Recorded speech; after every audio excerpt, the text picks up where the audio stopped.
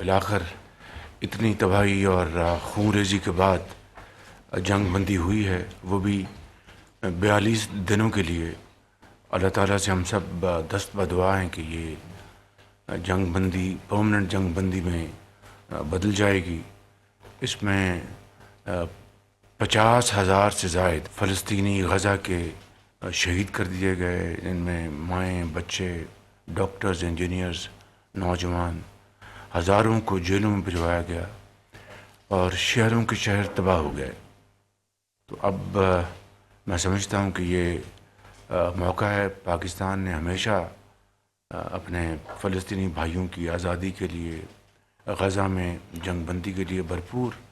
آواز اٹھائی، اور جو بھی ہم سے بن سکا ان کی جو ریلیف گڈز بھی ہم نے بھجوائے، جس میں یقیناً وہ بہت مشکلات تھی، تنگیاں تھیں۔ اب میں سمجھتا ہوں کہ ریکنسٹرکشن کا بھی فیز جلد آنے والا ہے، تو پاکستان اپنے تئیں جو بھی ہم کر سکتے ہیں انشاءاللہ اس میں ہم کنٹریبیوٹ کریں گے،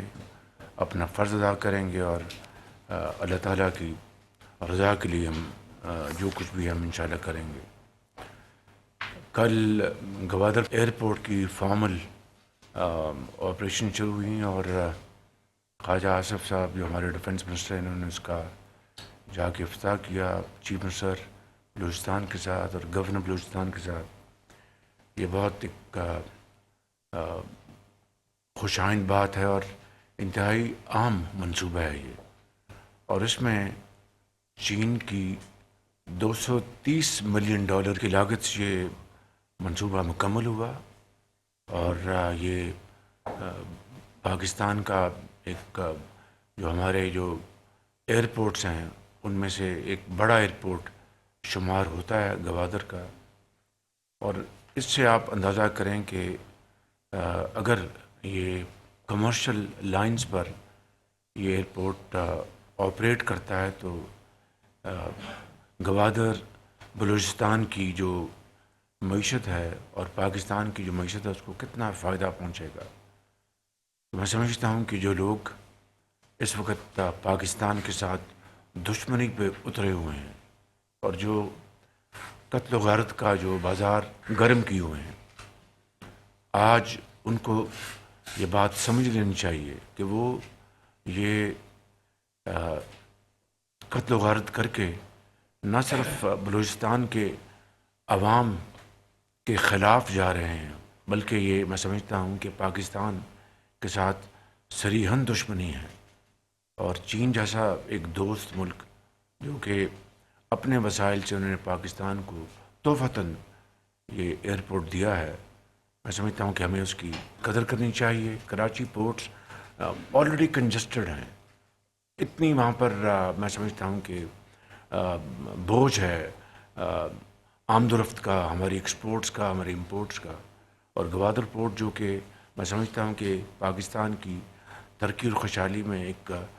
بہت سنگ میل کی حیثیت رکھتی ہے، اس کے خلاف میں سمجھتا ہوں کہ یہ محاذ آرائی پاکستان دشمنی ہے۔ تو میں خواجہ محمد آصف صاحب کو مبارکباد پیش کرنا چاہتا ہوں اور آپ کا شکریہ ادا کرنا چاہتا ہوں، اور آپ کی ٹیم کا اور منسٹر آف پلاننگ کا بھی، جن کا سی پیک منصوبوں کے ساتھ براہ راست تعلق ہے۔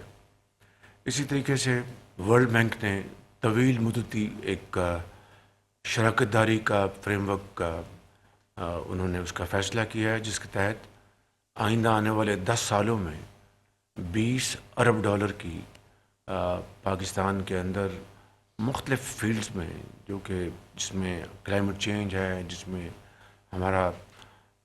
سوشل سیکٹر ہے، اور دوسرے جو فیلڈز ہیں اس میں یہ انویسٹمنٹس ہوں گی، گو کہ یہ ایک لون ہے۔ تو آج اگر ہمارے سوشل سیکٹر کو، ہماری اکانومی کو اگر ورلڈ بینک کے یا اس طرح کے جو انٹرنیشنل انسٹیٹیوشنز ہیں ان کے ذریعے اگر تقویت ملتی ہے تو ہمیں اس کو یقیناً ویلکم کہنا چاہیے۔ اس میں جو ہکپس آئیں گے، اس میں جو چیلنجز ہیں اس کو ہمیں میٹ کرنا ہے انشاءاللہ، اور اس حوالے سے ہمیں تیزی سے آگے بڑھنا ہے، اور میں سمجھتا ہوں کہ اس حوالے سے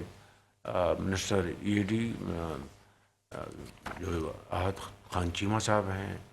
اور ان کی جو ٹیم ہے، ان کے سیکرٹری، ہمارے جو ڈائریکٹر ہیں ورلڈ بینک کے پاکستان کے ڈاکٹر توقیر، اور فارن منسٹر صاحب، سب کی مجھے شکریہ ادا کرنا ہے کہ انہوں نے مل کر اس کو قابل عمل بنایا، اور انشاءاللہ اب یہ چیلنج اب ہمارا ہے کہ ہم کس طریقے سے اس کو اب ہم آگے بڑھاتے ہیں۔ اسی طریقے سے ہماری جو آئی ٹی کے ایکسپورٹس وہ بتدریج اس میں اضافہ ہو رہا ہے۔ ہائیسٹ ایور منتھلی ایکسپورٹ ان دسمبر 2024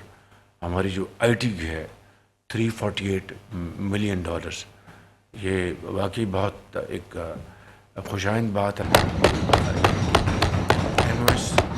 میڈم شہزا خواجہ اور ان کے سیکرٹری آؤٹ اسٹینڈنگ پروفیشنل،